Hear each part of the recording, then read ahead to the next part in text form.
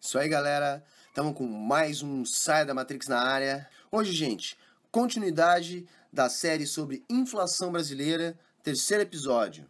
Para melhor compreensão desse episódio, sugiro que vocês assistam o primeiro e o segundo vídeo da série, que irão ficar linkados aqui embaixo na descrição desse vídeo. E se mesmo assim você achar complicado, eu sugiro que você acompanhe as demais séries de economia que também vão ficar linkadas aqui na descrição. Então, bora lá para o terceiro episódio da série.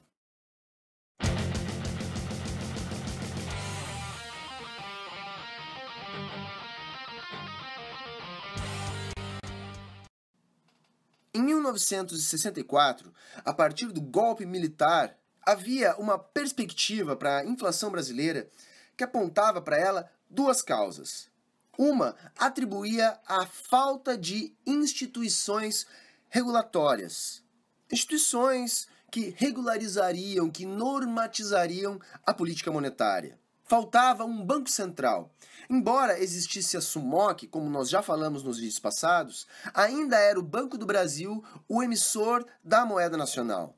Também havia o entendimento de que o déficit público brasileiro não era alto, o problema era como financiar essa dívida.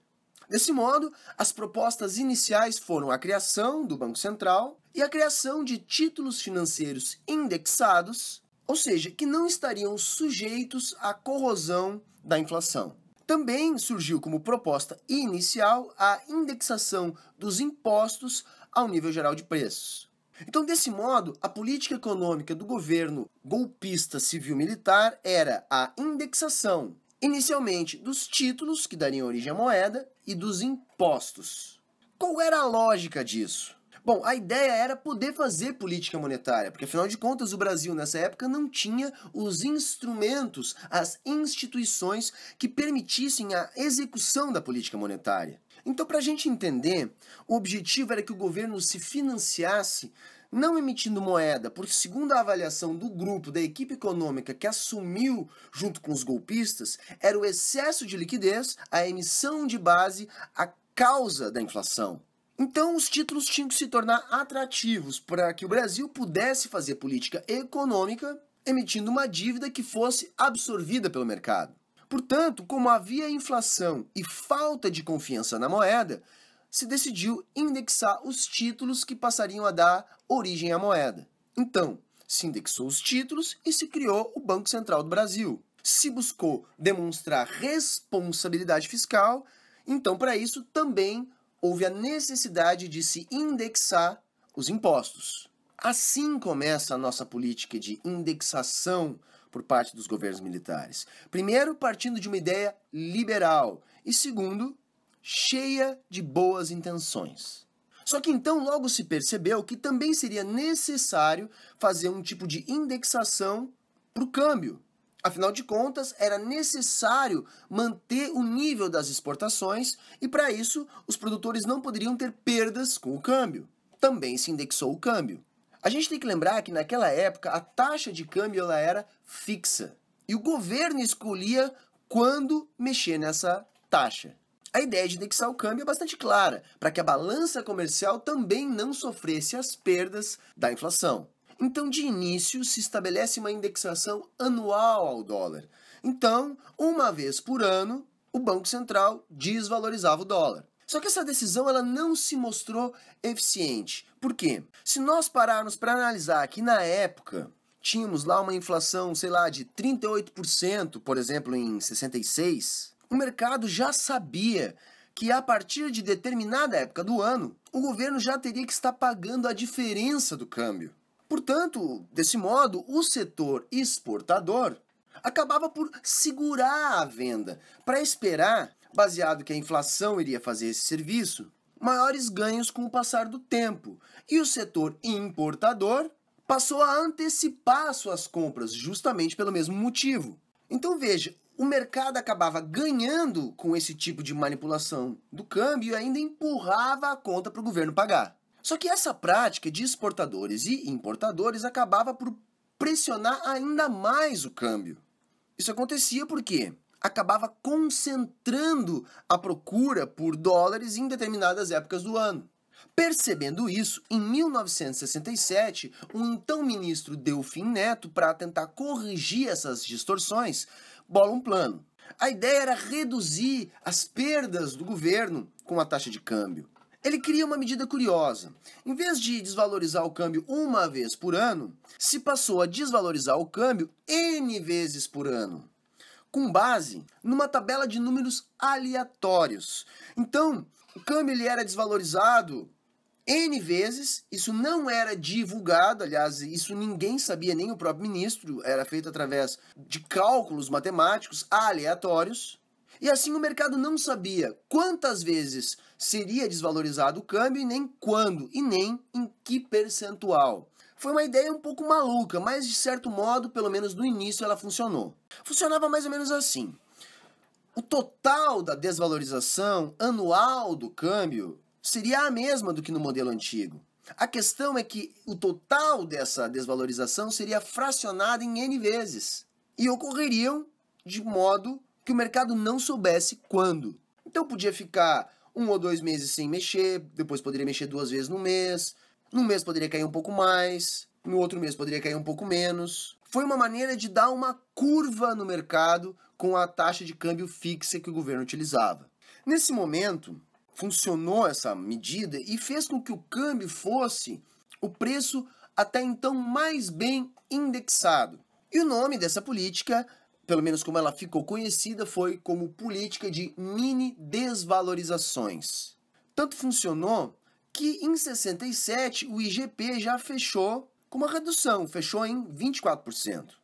Índice que se manteve em 68, portanto, interrompendo a tendência que se tinha, que era de uma inflação acima da casa dos 30%. Então, para a gente já ter um primeiro panorama dessas medidas tomadas a partir de 64. Em 64, a inflação fechou em 91% e em 65 ela já foi fechada em 34%. Bom, já que o câmbio estava indexado, os títulos estavam indexados e os impostos indexados, os salários também passaram a ser indexados. Então foi criada a chamada Lei Salarial para indexar o salário dos trabalhadores. Mas aí tem um ponto importante. Diferente das outras indexações criadas pelo governo, a indexação do salário dos trabalhadores passou a ser feita com base na expectativa de inflação e não na inflação passada. Quem fazia essa projeção da inflação, que serviria para indexar os salários, era o PAEG, Plano de Ação Econômica do Governo. Na verdade, a ideia de criar uma indexação diferente para os trabalhadores tinha como objetivo subindexar os salários dos trabalhadores. Por exemplo, em 66, a inflação projetada pelo PAEG foi de 20%. Já a inflação observada, no mesmo período, foi de 38%. É isso que foi chamado de política do arroxo salarial. E nós vamos entender ao longo do vídeo por que os salários é que foram escolhidos para serem subindexados nesse modelo econômico que foi montado ao longo do governo golpista civil-militar de 64.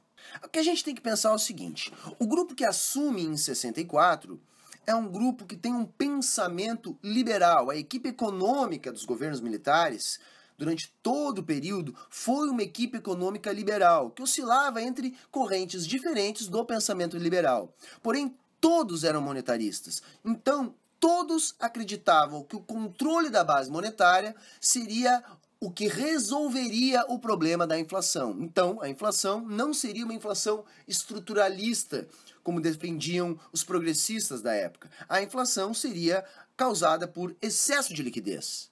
Eu disse nos vídeos passados que ficou uma briga, né? Surgiu uma rusga aí entre os liberais.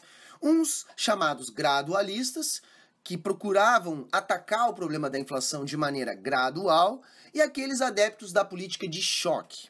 Quem saiu ganhando nesse primeiro momento foi aqueles adeptos da política gradualista, que entendia que não era possível causar um choque abrupto na economia para reduzir a base monetária e assim acabar com o imposto inflacionário. A ideia então foi indexar os preços para amenizar os problemas da inflação. Só que se os preços fossem bem indexados, a base monetária continuaria explodindo. Por isso era necessária uma âncora monetária. E a âncora monetária, nesse caso, passou a ser o reajuste dos salários dos trabalhadores. Então reparem, você tinha câmbio bem indexado, títulos bem indexados, impostos indexados e os salários subindexados. Então coube aos trabalhadores tentar frear o aumento da base monetária. Então é importante a gente lembrar o porquê que na época era proibido a livre negociação salarial. O governo tinha que controlar os salários, porque os salários dos trabalhadores se tornaram a âncora monetária para tentar frear a emissão de base e, portanto, na visão dos economistas monetaristas do governo, seria a solução da inflação. E isso, pelo menos no primeiro momento, vinha dando certo. Em 67, o índice geral de preços fechou em 24%. Até hoje, todas as economias têm setores indexados. É impossível trabalhar com uma economia sem algum tipo de indexação. Mas o que estava sendo feito no Brasil extrapolava isso. A política gradualista foi escolhida, embora os economistas fossem monetaristas, para evitar o que eles chamavam de choque social e todas as consequências que isso poderia causar. E ao longo do vídeo nós vamos falar um pouquinho mais do porquê dos gradualistas terem vencido essa batalha, vamos dizer assim, de qual modelo de estancar a inflação seria adotado no Brasil. De qualquer forma, o que eu quero deixar claro já no início do vídeo é que, independente do grupo liberal que estivesse ao longo de todo o período militar comandando a economia, eram liberais quantitativistas. Então, eles podiam ter divergências na forma de como reduzir a base monetária, mas todos eles entendiam que era necessário reduzir a base monetária. Os gradualistas estavam fazendo isso com uma âncora monetária, que era, na verdade, o arroxo salarial dos trabalhadores realizados através da subindexação. O resultado dessas políticas é que de 64 até 1974, nós tivemos a queda gradual da inflação, exatamente como propunham os gradualistas. Desse modo, aquilo parecia ser uma política muito bem sucedida. De 91%, que foi o IGP de 64, se chegou a 15%, que foi o IGP de 1973. Eu vou colocar aqui na tela como é que foi a variação da inflação desse período 64 até 74, com os dados do IGP, para que vocês possam acompanhar como que esse gradualismo foi se dando até o primeiro choque do petróleo.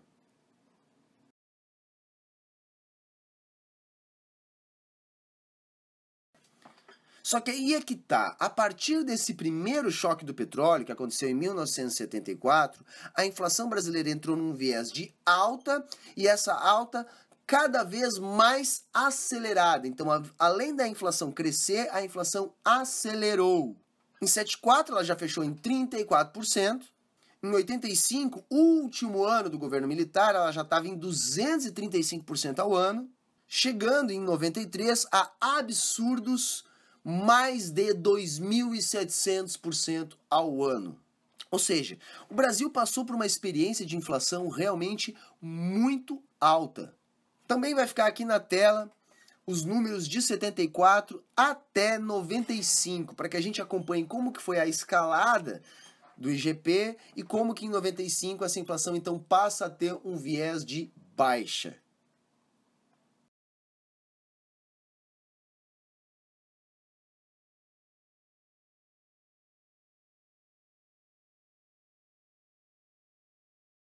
Então o que a gente tem que entender nesse vídeo é que os governos militares, pelo menos em termos econômicos, vão viver duas realidades bem distintas.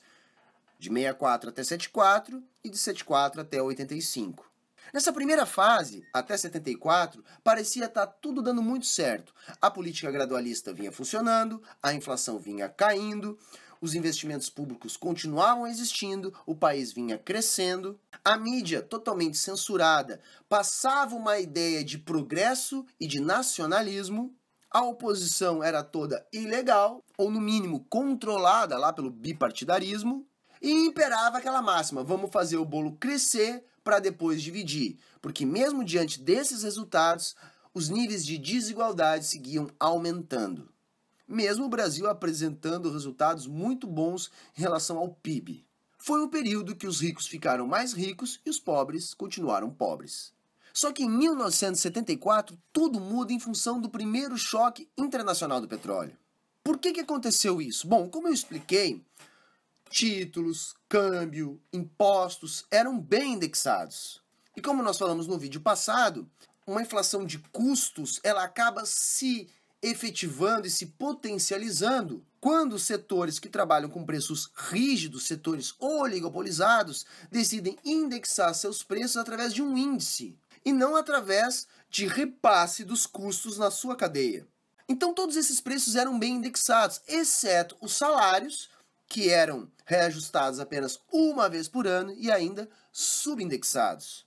Ou seja, a política de arroxo salarial ela ficou mais dramática para os trabalhadores a partir de 74. Porque, como eu disse, os salários eram reajustados apenas uma vez e ainda de acordo com uma projeção do PAEG. E como a inflação começou a crescer muito a partir de 74, as perdas reais de poder de compra dos trabalhadores foram cada vez maiores. Os trabalhadores eram a âncora monetária. Bom, dá para imaginar que a pressão política dos trabalhadores sobre os salários também passou a aumentar. O que a gente vai entender a partir de agora é o seguinte: esse modelo de economia indexada, ele faz a inflação cair quando o viés é de baixa, porém ela faz essa inflação cair mais devagar do que poderia. Porém, quando o viés é de alta, essa mesma indexação faz a inflação subir mais do que deveria. No caso do viés de baixa, a gente tem que pensar por que a inflação caía, mesmo havendo uma indexação com base numa inflação supostamente maior. Bom, caía porque a âncora monetária era subindexada, ou seja, os salários, que são um preço muito importante na economia. Então, eram os salários, naquele modelo de indexação, que fazia a inflação cair gradualmente. Então vejam, até 74, os gradualistas do governo estavam otimistas e advogavam que a nossa inflação não era um problema de maneira alguma. E se você acha que isso é um absurdo eu dizer que uma economia indexada e que crescia a base monetária era uma perspectiva liberal, a gente tem que entender o seguinte: por liberalismo clássico, a moeda ela não tem um grande papel na economia, ela é um meio de troca, é aquela ideia de que a moeda é neutra. Assim como há uma ideia de moeda neutra, também há uma ideia de inflação neutra. Não é difícil de entender. Ora, se os preços são indexados, mesmo que os preços subam, os salários sobem, portanto os preços relativos não mudam. E os clássicos trabalham com essa ideia que os preços são flexíveis e são relativos, que os trabalhadores não calculam o seu salário em moeda nacional, e sim em poder de compra. Essa é a ideia de inflação neutra que estava se buscando no período. Olha, essa ideia de moeda neutra ela até poderia fazer algum sentido numa época de moeda mercadoria, mas numa época de fiat money, ou seja, de moeda dívida, isso não faz o menor sentido. E a partir de 74 começou a ficar muito evidente que nem a moeda e nem a inflação eram neutras. Um dos motivos para a gente entender que a moeda não pode ser neutra e a inflação também não, é que, primeiro, não existe, sob nenhum aspecto, a verdadeira taxa de inflação.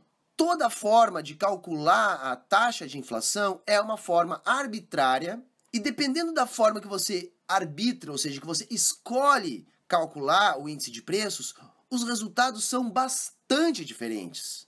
Ora, você pode calcular a inflação de preços a partir de uma visão do passado, você pode calcular o índice geral de preços numa perspectiva de futuro, tem lá a proposta do Fischer, que seria uma ideia de modelo ideal, e tem o índice, por exemplo, da FIPE, que é utilizado no Brasil. Cada um desses índices vai dar um resultado diferente, por N formas. Primeiro, pela própria estrutura de como é organizado esse cálculo. E segundo, que todos eles estão sujeitos a falhas. Vamos dar alguns exemplos dessas possíveis falhas. Olha, quando você vai comparar preços, por exemplo, de laranjas, ou de batatas, ou de petróleo, é fácil. Você compara petróleo com petróleo, laranja com laranja. Quando você entra em setores onde a marca, onde o modelo varia muito, onde existem linhas novas a cada ano, você já precisa de um equivalente. Por exemplo, um modelo de carro. Bom, você tem um modelo de carro num ano que no outro ano não é mais fabricado, aquele carro saiu de linha. Bom, você já vai ter que buscar qual é o modelo similar. Isso também serve para vestuário, isso também serve para eletrodomésticos, isso serve para uma série de preços que não podem ser comparados objetivamente com eles mesmos. Outra coisa que a gente tem que pensar é o seguinte, a FIPE, ela pesquisa com pesquisadores em louco, e lá anotando preços e tudo. Ou seja, são pessoas, seres humanos. Ou seja, também podem acontecer erros de anotações de dados. É claro que os economistas sabiam disso. Por isso, por exemplo, se cria uma regra de corte. Sempre que um preço explode para mais ou para menos, se tira esse preço da média que vai ser formada. Porque se pressupõe que há um erro ou alguma sazonalidade que está interferindo no preço. A Fundação Getúlio Vargas, por exemplo, distribuía cadernetas para que os próprios comerciantes fossem anotando os preços ali. Também tem uma outra forma que é por telefone. E a gente tem que pensar no seguinte, que numa época onde os preços eram totalmente indexados, a gente tinha diferença entre o valor, vamos dizer assim, de preço de mercado e o valor de preço de tabela. O preço de tabela era sempre inferior ao preço de mercado. Era uma maneira também de enganar os índices de preços. Por que eu estou dizendo isso? Ora, se toda a economia se baseava numa indexação feita no nível geral de preços, a gente tem que entender que essa indexação ela depende da forma como é calculado esse índice de preços. E como eu tentei demonstrar aqui, não tem como a gente ter um cálculo preciso, fidedigno, pelo menos 100% do que é a inflação verdadeira. O IGP nada mais é que um número arbitrário. É uma perspectiva, é uma projeção, é uma ideia, que até pode se aproximar da realidade, mas nunca é a realidade. E se toda a economia é baseada num index que jamais é fidedigno, ora, é lógico que isso no longo prazo vai começar a causar distorções. Por isso que a inflação não é neutra.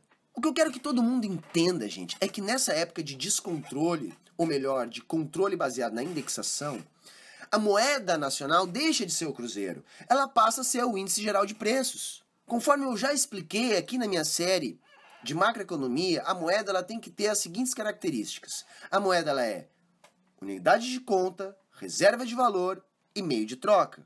Nessa altura, na economia brasileira, a moeda não era unidade de conta. A unidade de conta era o índice geral de preços. Também não era reserva de valor, uma vez que o índice geral de preços indexava as poupanças e todos os outros investimentos, títulos, impostos e tudo mais. Portanto, a única coisa que a moeda ainda era meio de troca. Só que numa economia capitalista desenvolvida, a moeda não é apenas um meio de troca. Então perceba que controlar os índices de inflação, ou pelo menos a forma como serão aferidos esses índices de inflação, era uma forma de fazer política muito forte. Esses índices podiam ser manipulados. E de fato eles eram manipulados. Como, por exemplo, os índices eram colhidos em loco, e isso era feito no mercado do Rio de Janeiro, o governo poderia muito bem interferir materialmente, inundando de produtos o Rio de Janeiro, para tentar fazer com que os índices fossem mais baixos. Isso, infelizmente, era uma prática comum naquela época. Por quê? Porque a moeda se tornou o índice geral de preços. Na verdade, se a gente for para pensar, acabou que tudo ficou indexado. O mercado de imóveis era indexado ao CUB. A poupança era indexada, os salários eram indexados, os títulos eram indexados. E nós vamos ver que a escalada dessa indexação ao longo do período foi cada vez maior. Por quê? Conforme setores da economia iam conseguindo a sua indexação, outros setores da economia também passavam a lutar para ter uma indexação cada vez mais fidedigna. Era o ideal clássico. Os trabalhadores não calculavam o seu poder de compra em moeda nacional. Eles não calculavam o poder de compra em cruzeiros. Eles calculavam o seu poder de compra em quantos litros de leite poderiam comprar, em quantos pãezinhos poderiam comprar, em quantos litros de gasolina. É o ideal clássico lá dos preços relativos e a moeda apenas como um véu, apenas como um instrumento de troca. E digo mais, apenas servia a moeda para pequenas trocas, pequenos valores. Porque os grandes valores ainda eram transacionados em cheque. Antes dos cartões de crédito, haviam cheques. Por exemplo, se você ia vender uma casa ou algo de mais valor, até a hora da transação era computada justamente para poder haver correção das perdas da inflação. O cheque, quando ele era depositado, também era informado data, hora direitinho, para na compensação já haver a indexação do valor. A equipe econômica do governo não tinha problema nenhum com isso, porque partia lá da mitologia liberal que acredita que a moeda é neutra. Enquanto isso, os problemas iam se acumulando. Nós já citamos alguns problemas. Os índices não eram fidedignos e a subindexação do salário dos trabalhadores era a âncora do dinheiro, pelo menos. Para a gente entender um pouquinho melhor isso que eu estou falando, vamos pensar em como é que eram obtidos os índices de inflação na época.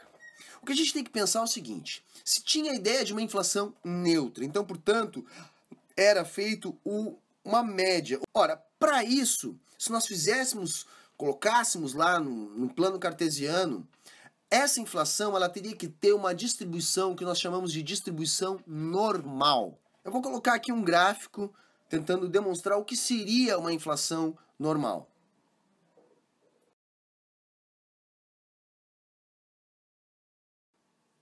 Só que ao analisarmos como é que se comportavam os preços na economia, se percebia que não se tratava de uma distribuição normal. Então, quando a gente analisava a composição do que de fato estava acontecendo na inflação, se percebia que poucos produtos subiam muito, elevando muito a média da inflação, e muitos produtos subiam pouco. A média ficava alta.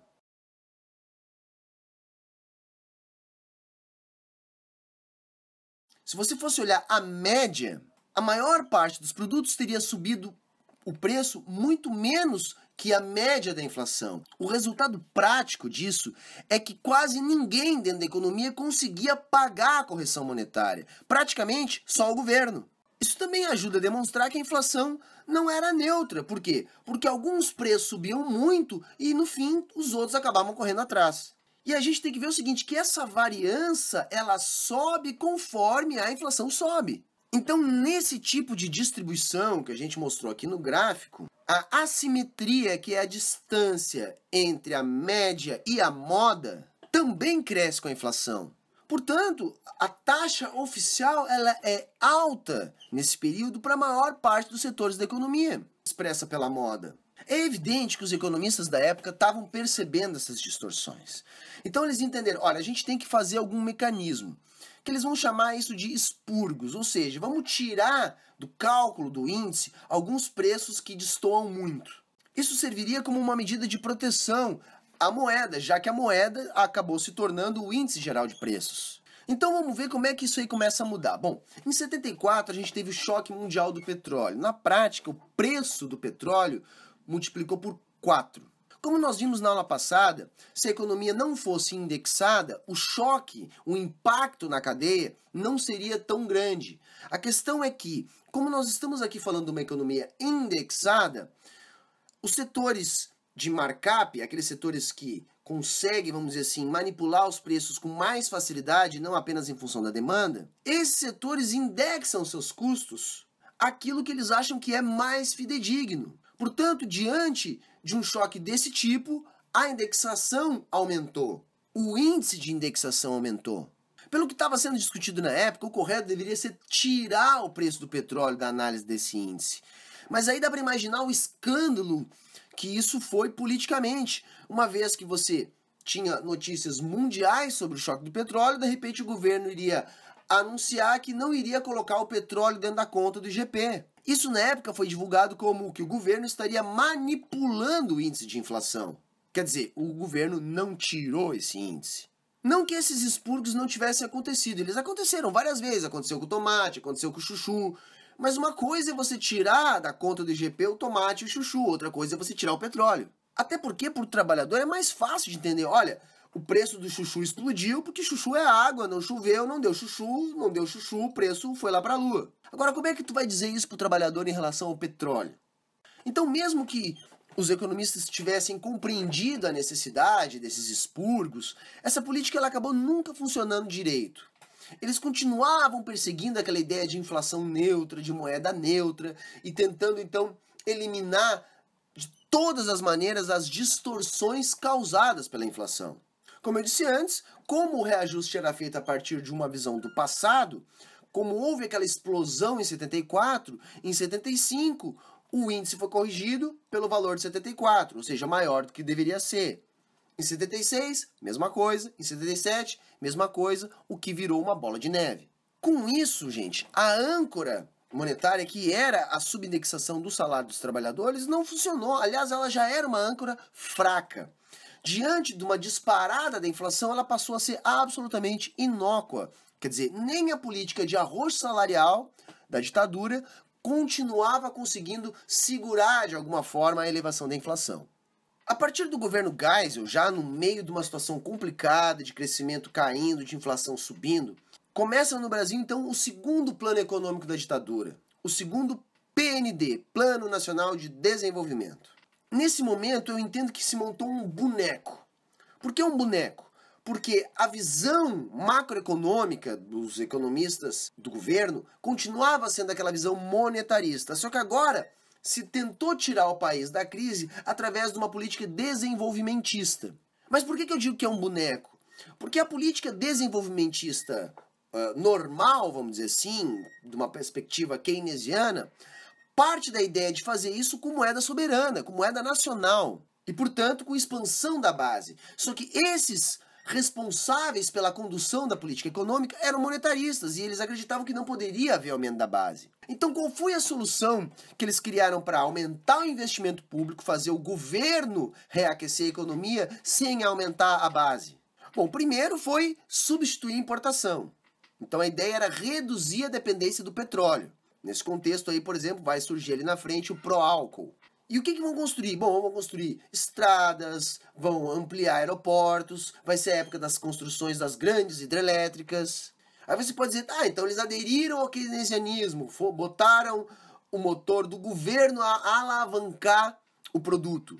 Mais ou menos, eles chamaram isso na época de fuga para frente. Por exemplo, algo do tipo, nós estamos tendo uma crise e nós vamos passar por essa crise com desenvolvimento. Então se investe no que se já tinha, se criam coisas novas, se ampliam, se cria o complexo da Sidebras, da Eletrobras, a Petrobras se torna mais abrangente, se constrói uma série de polos petroquímicos, como por exemplo aqui do Rio Grande do Sul. Ou seja, era um programa de investimento bastante ambicioso, caro.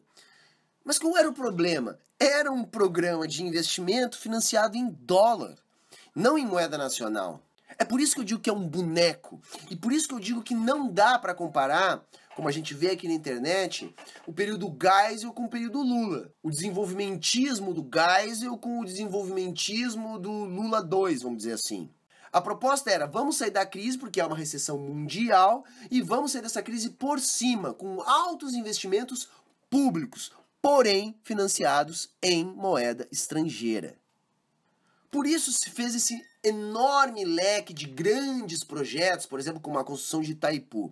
A ideia era ter bons projetos grandiosos para conseguir captação, para captar dólares, para pedir dinheiro emprestado. E o grande vilão, como sempre, era o petróleo. Em 79 veio o segundo choque do petróleo. É aí que entra o pró-álcool, porque ficou praticamente impossível manter a dependência do petróleo.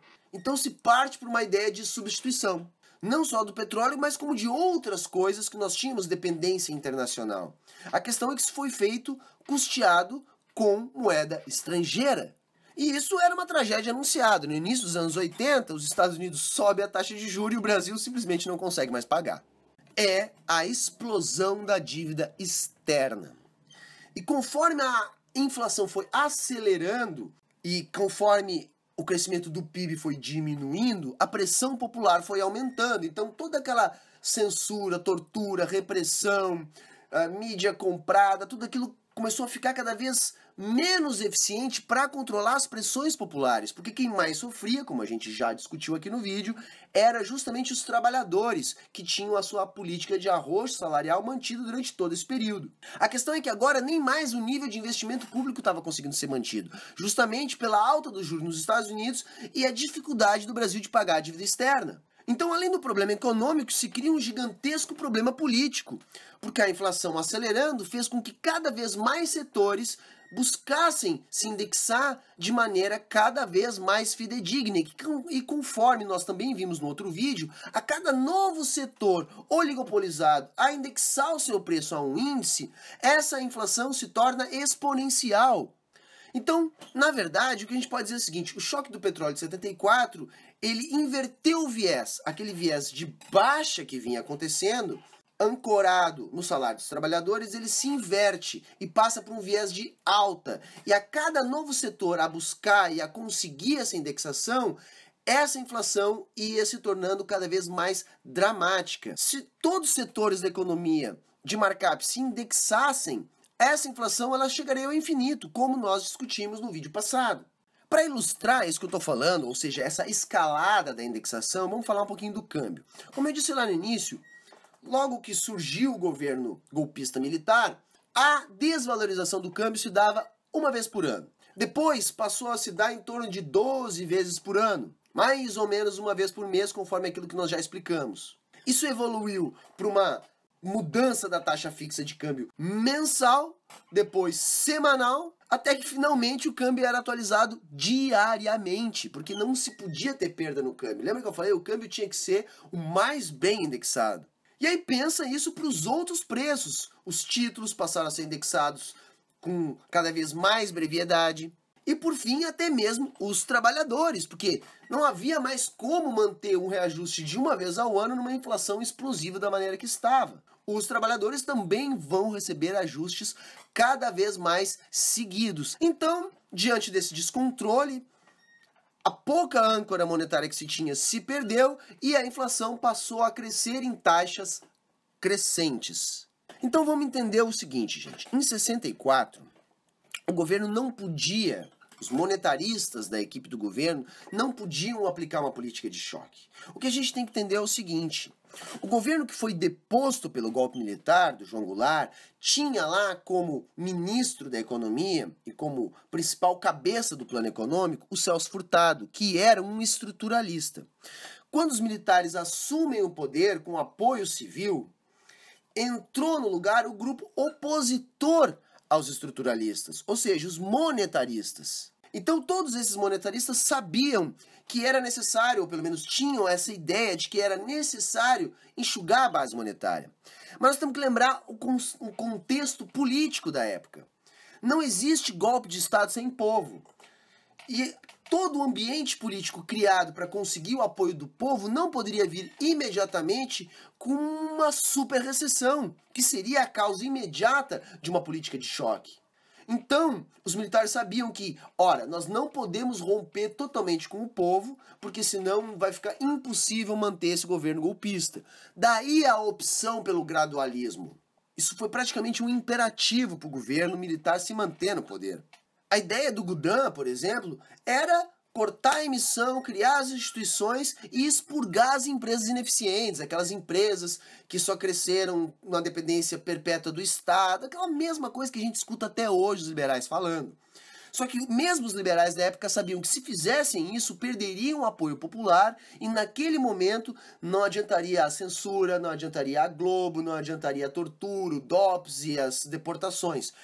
Era necessário criar desenvolvimento, nem que fosse por uma elite, nem que fosse para concentrar riqueza, mas eles tinham que apresentar dados positivos, crescimentos, obras, isso tudo tinha que estar posto para a população. E como se tratavam de liberais, como se tratavam de pessoas que acreditavam numa ideia de moeda neutra, de inflação neutra, a ideia foi essa: bom, vamos indexar tudo, porque aí, mesmo que haja uma alta taxa de inflação, os preços são relativos, vai ser como se não tivesse inflação e nós vamos eliminar os problemas dessa inflação. Mas como a gente viu, não existe inflação neutra, da mesma maneira que não existe moeda neutra. Então veio o choque do petróleo, veio uma política equivocada de investimento público baseada em moeda estrangeira, veio a alta da taxa de juros dos Estados Unidos e a crise da dívida externa. Então aquilo que de 64 a 74 aparentemente funcionou se transformou numa grande armadilha. E o descontrole foi completo, o governo não conseguia pagar a dívida externa, nenhum setor praticamente da economia conseguia pagar a reposição da inflação, somente o governo. O PIB para de crescer porque os investimentos estatais cessam. Se cria uma elite rentista acostumada a lucrar com a inflação, porque afinal de contas a inflação alta e a indexação perfeita de investimentos fazia que era muito mais vantajoso para quem tinha capital investir no juro do que na economia real. Então se criou um gap de desenvolvimento ao invés de um salto para frente, como eles pretendiam, e se destruiu completamente a moeda e a economia. É lógico, gente, que enquanto isso ia acontecendo, os economistas estavam percebendo. Então se chegou à conclusão que realmente o problema estava na indexação. Demorou um pouco a eles admitirem o erro, mas essa admissão, vamos dizer assim, isso veio, eles acabaram admitindo. Então se compreendeu que o que tinha que se fazer era eliminar a indexação da economia para fazer a moeda voltar a funcionar. Para tentar desindexar a moeda, se partiu daquela ideia de inflação inercial. O que é, vamos dizer assim, tecnicamente uma inflação inercial? Por exemplo, você tem uma inflação em T, que é função dela própria menos 1, ou seja, T menos 1. Ou seja, uma inflação inercial é a inflação gerada por ela própria. Resumindo, dá para a gente dizer isso. Por que se baseou nessa ideia? Porque a inflação inercial é um tipo de inflação causada pela indexação. Antes disso, se tentou combater a inflação combatendo a demanda, o que é absolutamente absurdo. Não há como reduzir a demanda. Nessa época, chegou ao cúmulo de ministros, agentes políticos da política econômica irem para a televisão pedir para as pessoas não comprar, para as pessoas poupar. É evidente que isso não funcionou. Se tentou de tudo, controle de preços, aí N saídas sempre eram encontradas, o comerciante escondia lá o produto que era tabelado, vendia esse produto por fora com super preço, ou botava poucos produtos à disposição, e aí quem chegasse primeiro pegava, quem chegasse depois não teria acesso ao produto. Muita coisa se tentou até se combater o que de fato tinha que se combater, que era a indexação. Então, o governo militar ele sai nessa política de distensão ali a partir de Geisel, larga essa batata quente para o governo civil que ficou. O governo civil que fica já tem a clareza que é necessário combater a indexação da economia. Portanto, todos os planos econômicos que nós vamos ter de 86 a 94 buscaram exatamente a mesma coisa, desindexar a economia, algo que se mostrou difícil. Nós tivemos aí o plano Cruzado, o plano Bresser, o plano Verão, o plano Collor 1, o plano Collor 2, para finalmente o plano real. Todos esses planos econômicos conseguiram derrubar num primeiro momento a inflação, mas logo ela voltou mais explosiva ainda. Bom, um dos motivos disso acontecer é porque havia uma interpretação equivocada. Se tentou fazer a desindexação a partir dessa ideia de inflação inercial. Só que uma inflação inercial, ela é estável a taxa de crescimento, e não era o que estava acontecendo no Brasil.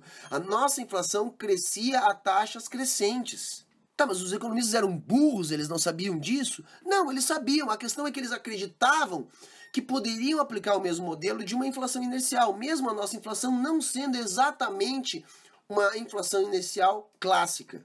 O que eu estou tentando demonstrar aqui é que essa indexação ela foi feita gradativamente. Primeiro, câmbio, títulos, impostos e se estabeleceu uma âncora sobre os salários. A partir de 74, o que aconteceu foi, com a alta do choque dos custos, cada vez mais setores buscaram se indexar e cada vez mais setores buscaram uma indexação mais fidedigna. Porém, como o governo demorou muito tempo a entender que o problema era a indexação, acontecia ali uma queda de braço. Os setores da economia tentando buscar uma indexação mais fidedigna e o governo tentando impedir essa indexação mais fidedigna, porque o objetivo era reduzir a expansão da base. Portanto, essa indexação nunca foi perfeita, embora ela tivesse um grau cada vez maior. Se a indexação fosse realmente perfeita, se a taxa de índice geral de preços fosse realmente real, se tudo funcionasse bonitinho, bom, os preços seriam absolutamente relativos, teríamos uma inflação inercial clássica, e aí nós não teríamos os problemas da inflação. Seria aquela ideal lá do mundo clássico, do Adam Smith, do Ricardo, da moeda apenas como um instrumento de troca e de preços pura e simplesmente relativos. Então, gente, já concluindo esse vídeo que já ficou bem longo, em 93, como eu disse, nós passamos dos 2.700%. Só que em nenhum momento o Brasil teve, pelo menos na minha avaliação, uma hiperinflação. Por quê? O que caracteriza uma hiperinflação é quando a moeda, o dinheiro, não serve mais nem como instrumento de troca. Isso não chegou a acontecer. Ele ainda funcionava para pequenas trocas e os cheques ainda eram expressos em moeda nacional. Embora quase tudo fosse indexado, a moeda ainda servia como instrumento de troca. Ela não era reserva de valor e ela não era unidade de conta.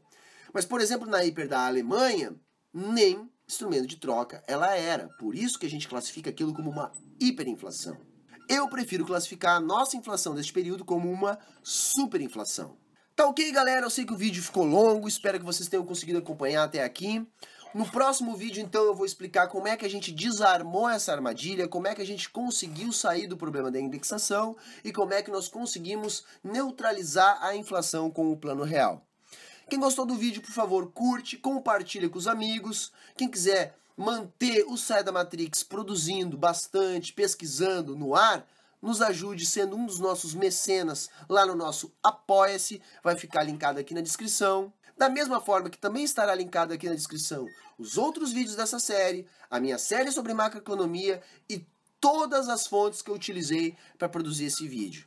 Tá ok, galera? Falou, valeu e até a próxima!